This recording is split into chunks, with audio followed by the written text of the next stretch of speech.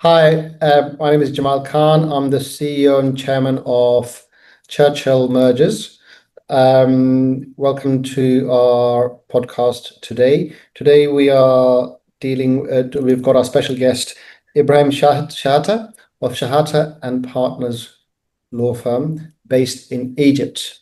Thank you for joining us, Ibrahim. Thank you, Jamal. Thank you for having me with you. Churchill Mergers operates in the US, Europe, and we've recently started in the Middle East. And although we operate from Dubai in the United Arab Emirates, we have seen a lot of activity in the Egyptian market, and there's a lot of growth, inward investment. And as we were discussing on a couple of deals, we came across Ibrahim and his firm, and who specialize in M&A, one of the leading law firms in M&A in Egypt.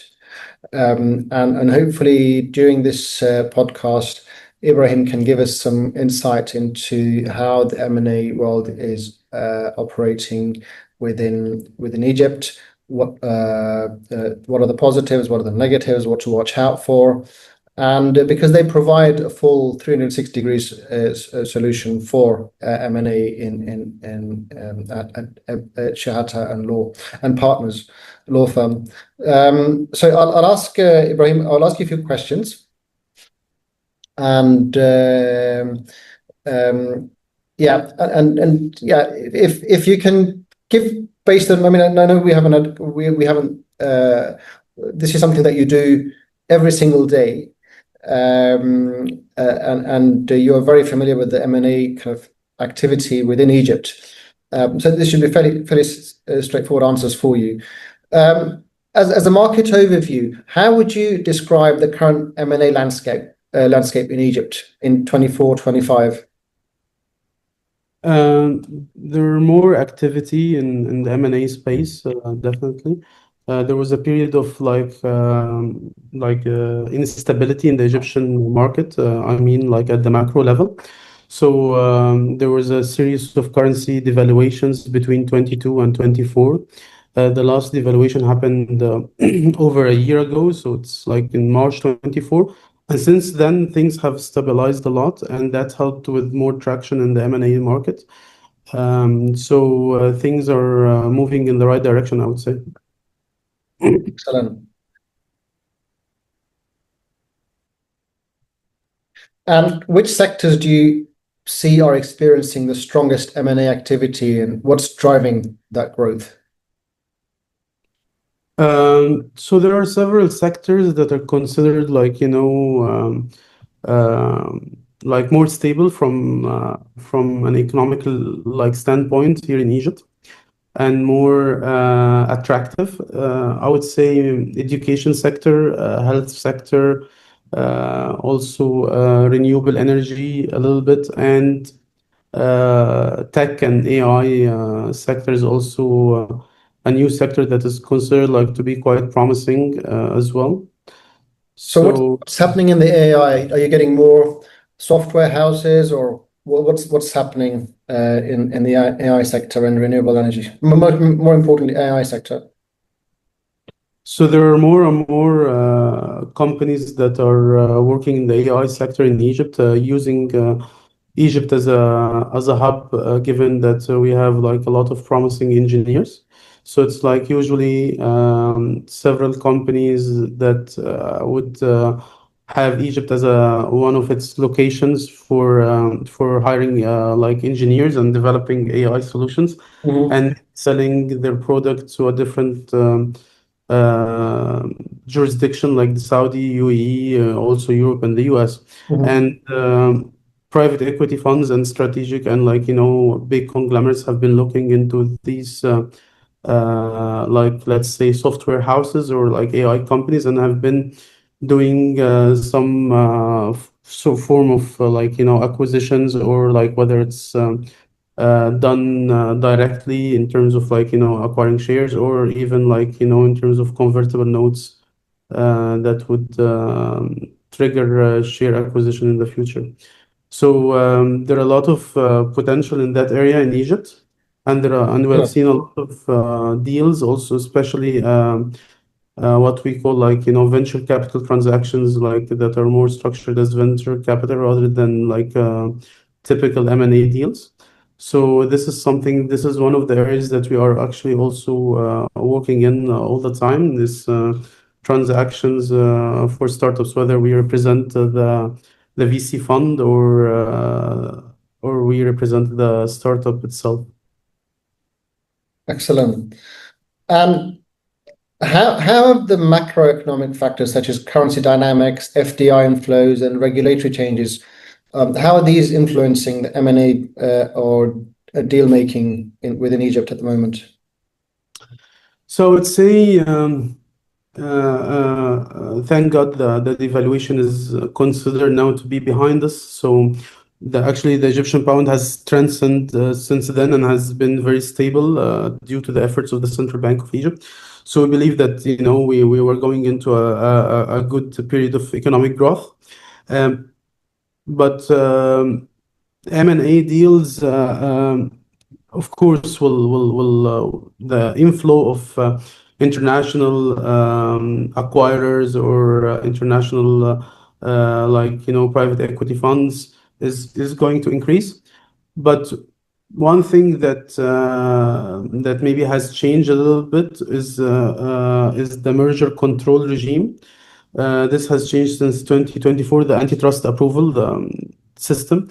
It used to be post-closing notification. Now it's a pre-merger approval requirement in case you meet Mhm. certain thresholds or certain or you fall within a certain set of requirements, then you would need to get the approval or the pre-approval of the Egyptian Competition Authority, which could lengthen the duration for closing or like signing and closing the M&A transaction. So this is something that has changed in 2024, and I don't think that it will hinder the M&A deals because M&A deals are more triggered by economic opportunities, but it will make the structure or make the acquirers like maybe like put more time for the deal, put more time on the due diligence. Maybe we usually now have this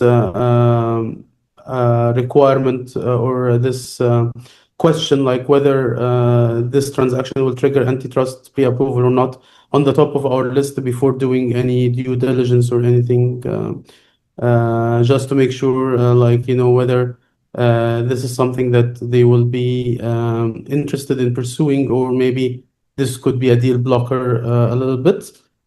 Interesting. Some people like structure around it and see if that structure flies or not, and so it's something that every acquirer should put on their list, I would say. But do you, I mean, this is a very interesting point and something that any investor coming into the Egyptian market should be aware of. Do you in real life see any deals being blocked? Till now, no, it's still new. It's been on for 1 year only. But till now, there hasn't been any announcements or even like, in the closed circuits, we haven't heard that someone got blocked.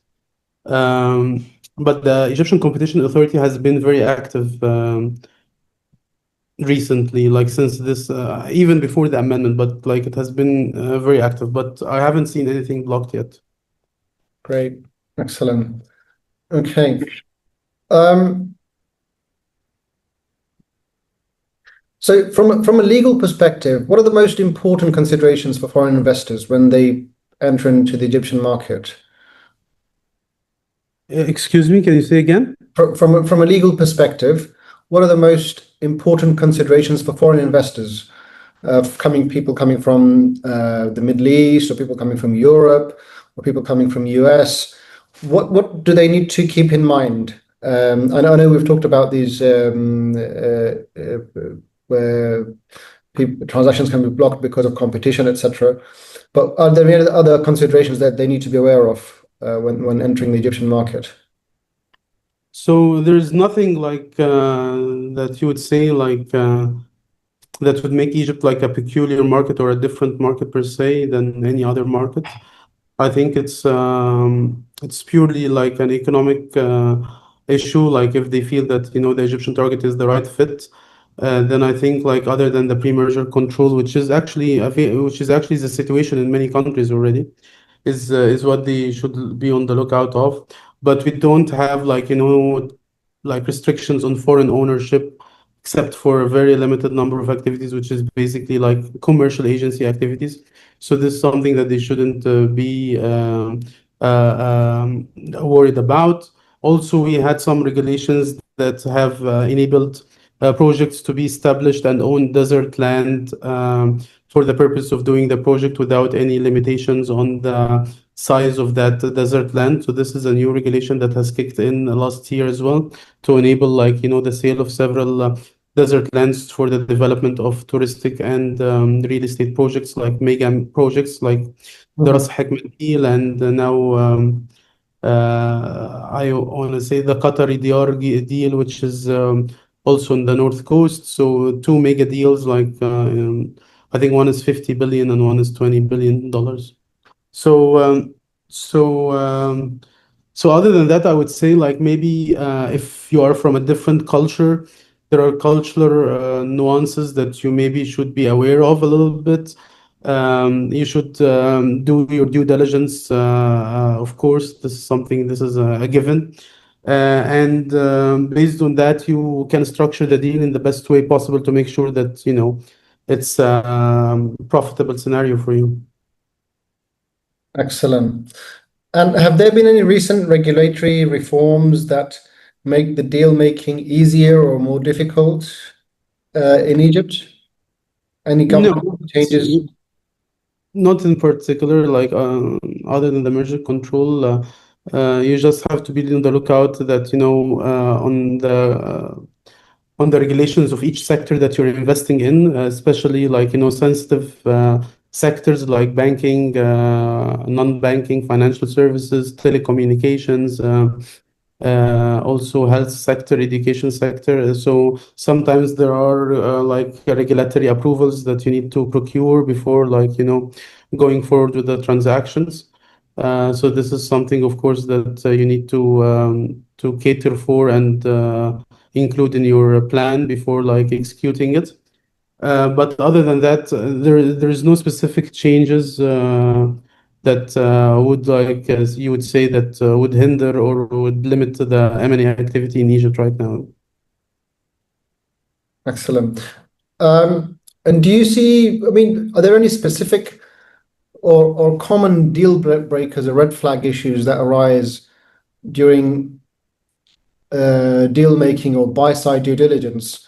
I'm sure you kind of represent a lot of buy side and there's due diligence, but is there anything that you see more and more or common which buyers should generally be aware of, and the same sides, same time sellers should be aware of, that we need to be careful about these issues as they can be deal breakers?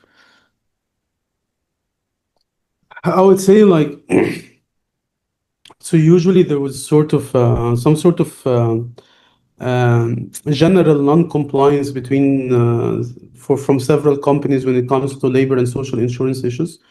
So these we have a new labor law in place. We have a new social security law like 3 or 4 years ago. So maybe the obligations or the enforcement of these laws have been more active than before. So this is something to be on the lookout. But the biggest thing that maybe could be a deal breaker is the tax liability. Um, Sometimes because like you file the tax returns every year, and then every 5 years like you would be subject to a tax inspection, and sometimes like when you are going like for example to buy a company and then they didn't there was no inspection for the past 3 or 4 years, so then you would have like maybe some form of the consideration being delayed as an earnout after the tax authority, like, says exactly how much is due. And there's always, like, these variations, and always these like deals that you can cut with the tax authority if you pay, like, for example, instantly, or you pay all in cash. So these, I would say the tax issue is the most common issue that has to be dealt with, especially if it's um, if the Egyptian company is doesn't have, like, a reputable tax advisor or a reputable, like, auditor, then it makes things more difficult. We're talking about SMEs, or, like, mid-tier companies. Mhm. Uh, so this is something that is usually, that's the biggest either deal breaker, or either, like, the biggest thing that you have to manage around to make sure that you don't get stuck with a lot of taxes afterwards. So that's a very interesting point. So do you think the Egyptian companies, especially the SMEs, not the bigger ones, are prepared, are well prepared when they're entering into the sale process, or do they stumble across these issues after they've entered the market? I would say some of them are prepared, some of them are not prepared. I would say it depends on the management team. Some management teams run SME like a multinational, and some management team run SME like a startup. And when I say a startup, I mean, like, early stage startup where things are a little bit out there.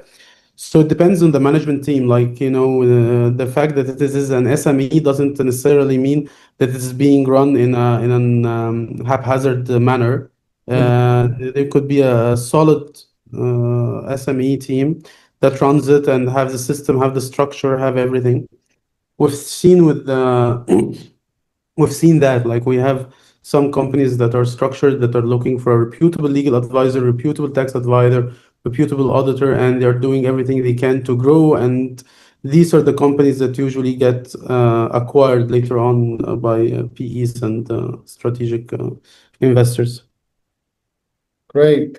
And that kind of leads me on to my next question. Are there any typical misunderstandings that sellers in Egypt have about valuations or deal timelines?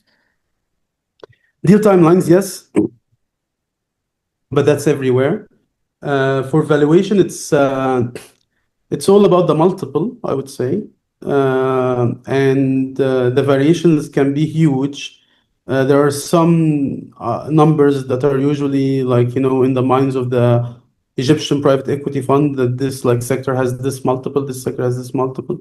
And then this is the starting point for the negotiation. But things can be different when it's an international fund. They can have different referencing or different benchmarks.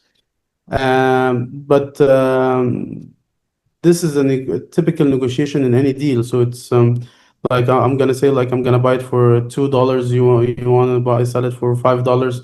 It depends on, like, how much value I can extract from it, and how long would it take me to extract that value, and then see if the price makes sense. It's like, pure negotiation. But deal timelines usually, things get delayed usually. That's the typical. And I think the reason for that is that most companies, not all of them, they don't have. Um, it takes a long time to do the due diligence, because most companies don't have the right structure for documenting all the documents and all the issues that we need to see as a law firm to do our due diligence report. So it's like, we send the document, like, with the list of documents that we need, and we don't get it at once, never at once. We get it, like, in stages, because they're Mhm. still looking, they're still issuing this document, because they didn't know that they had to issue it. And that takes a long time. So sometimes due diligence gets very delayed because of that. And then you go to the negotiation of the SPA. That's usually depends on the parties themselves. Some parties are, like, hard negotiators. Some parties want to close the deal as soon as possible, and that's usually depends. But the DD is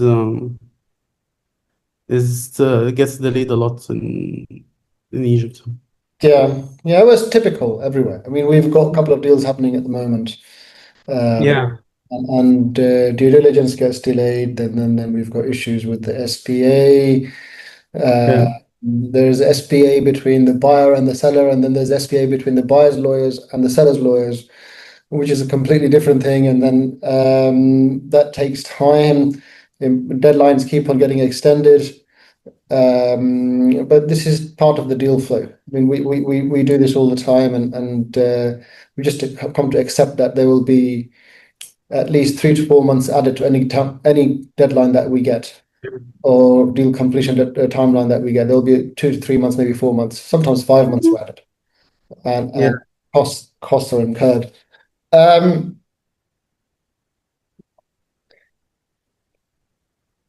Which and I want to talk about now kind of sector specific issues. So which industries do you believe will drive the next wave of M&A in Egypt? Do you think it'd be technology, healthcare, logistics, energy, biofuels? We talked about AI earlier. So where do you think it will, what do you think is going to have the biggest boom in the coming years? It's a good question. I would say tech. I would say tech is the most promising in Egypt, in my opinion. Tech and AI. This is something that you can have a lot of good prospects in Egypt in that sector. We have very, very talented engineers, and they can drive that boom. And Yeah, and where are these engineers coming from? from Egypt. They are Egyptian engineers. It's coming I from mean, all types of their universities. education, how are they getting educated? Yeah, Egyptian engineering education in Egypt is very good, top notch, and similar to India, I would say. Fantastic, fantastic. So, do you see growing interest from Gulf-based investors in acquiring Egyptian mid-market businesses? I'm talking about Gulf Yeah, or MENA region. yeah, we're seeing that also from China as well. Like I would say, the biggest two investors right now are Chinese or Asian based, maybe like Japan and Korea a little bit, but China is definitely much more, and then the GCC. We have worked on several transactions for Chinese, Taiwanese companies, strategic investors specifically, and funds as well.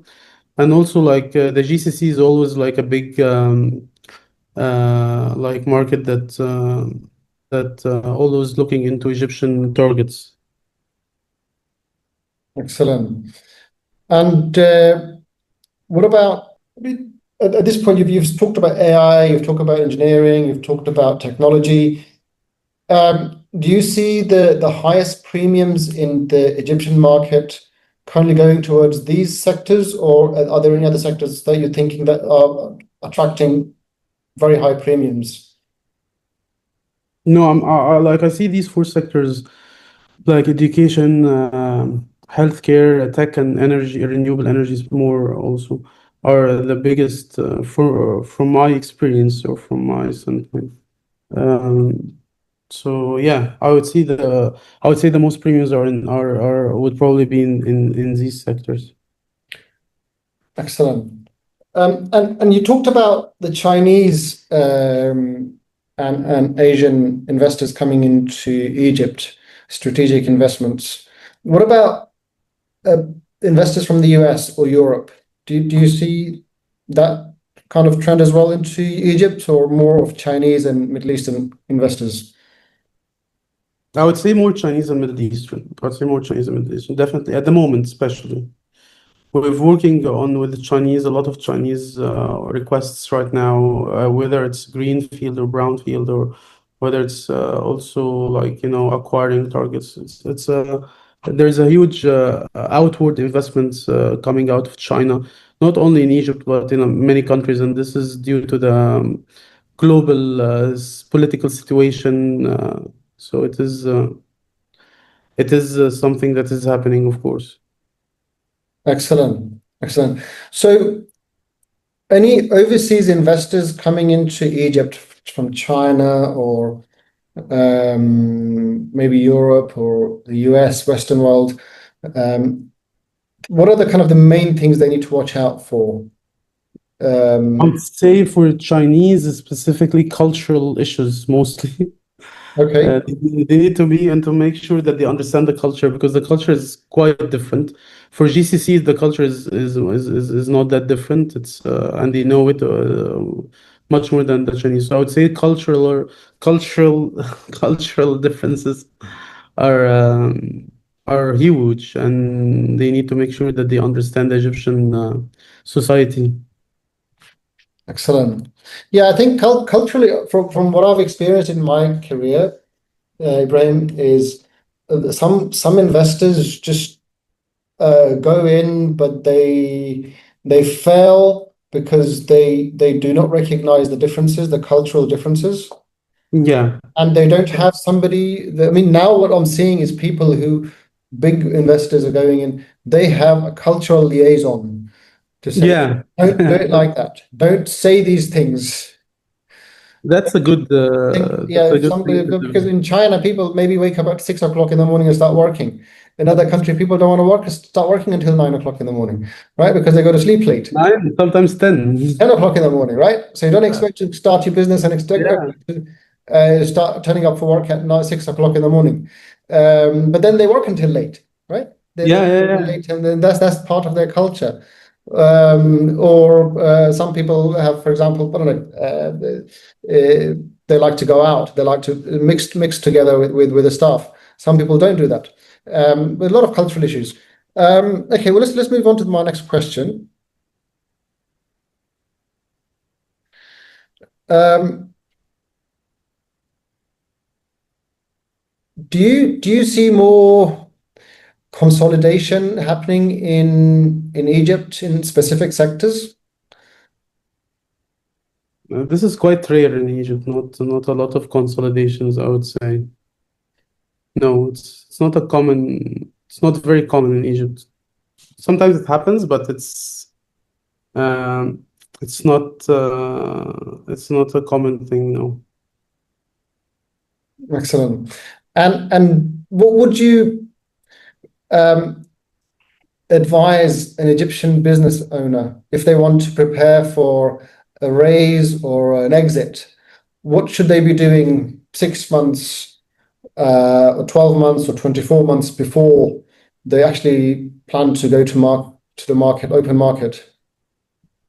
I think they should like have an M&A advisor on board from the start to like to do the housekeeping and to like enable them to have a specific strategy and have all the enablers to make them like raise the proper amount or get acquired or whatever their target may be. So this would be my advice basically.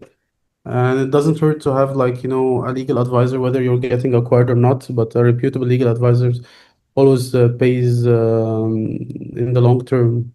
It always pays off in the long term.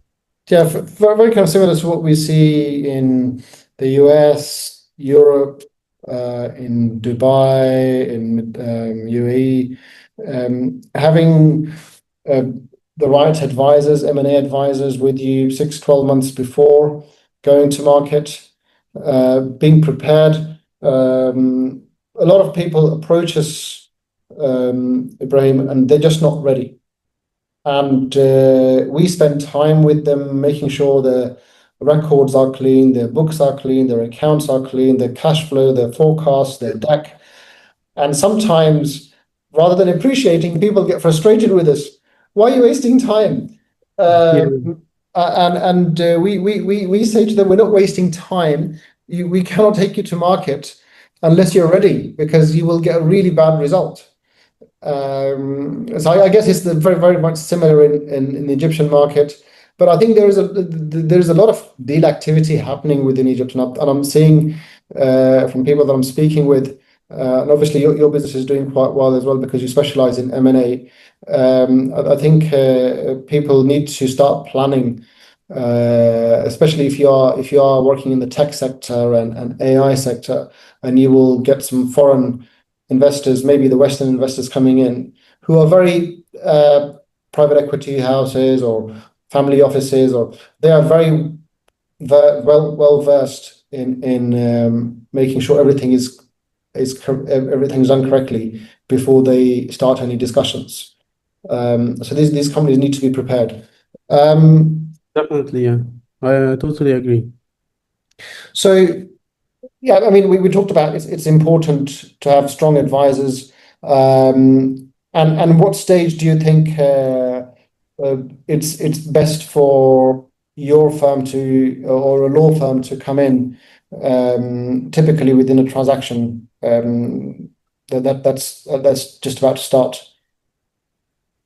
Well, from the beginning, like from the start, once if it's a seller side, then if they want to do like a proper VTR, then they should like hire us then to make sure that we cover all the issues before like, they provide the documents to the buyer.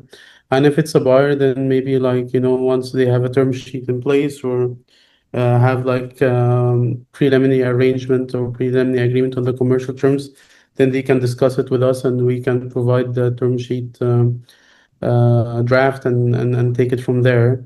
So yeah, that's from as early as possible, I would say. Like this always helps in putting things into perspectives and maybe like fasten the deal, like make the deal faster later on. Sure. Okay, well, look, this has been a very useful session.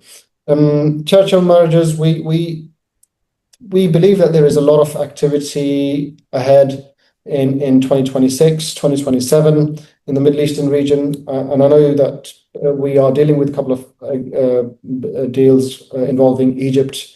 The Egyptian market is growing. You mentioned that the currency is now stabilizing. And then there is a lot of inward investment.